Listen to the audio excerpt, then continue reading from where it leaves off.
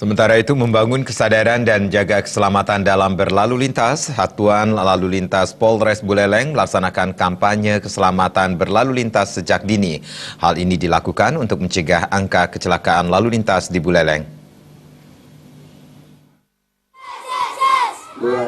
Kampanye tersebut menyasar ratusan anak sekolah dasar di wilayah Kabupaten Buleleng. Dalam kesempatan itu pula, para anggota Satuan Lalu Lintas juga membagikan helm gratis bagi para siswa itu sendiri. Tidak hanya di dalam lingkungan sekolah semata, kampanye keselamatan berlalu lintas juga dilaksanakan di seputaran Jalan Ngurah Rai Singaraja. Dari pantauan tim liputan, masih banyak ditemukan orang tua yang membonceng anak tanpa menggunakan helm.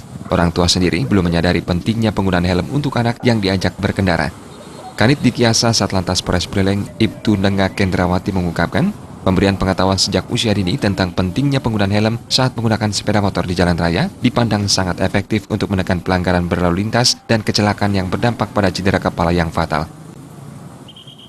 Di jalan banyak anak-anak yang tidak menggunakan helm, dan dengan memakaikan helm pada anak usia dini, jadinya orang tua yang tidak pakai helm jadi malu. Itu pertama tujuannya, dan menghelmkan anak-anak ini untuk merubah mindsetnya akan menjadi kedepannya terbawa dari kecil sampai dewasa akan pakai helm jadinya.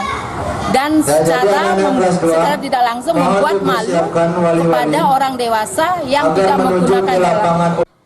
Kampanye keselamatan berlalu lintas dan penggunaan helm untuk anak-anak terus dilakukan. Kampanye ini dilakukan untuk memberikan pemahaman pentingnya penggunaan helm dan keselamatan berlalu lintas kepada anak-anak. Komang Yuda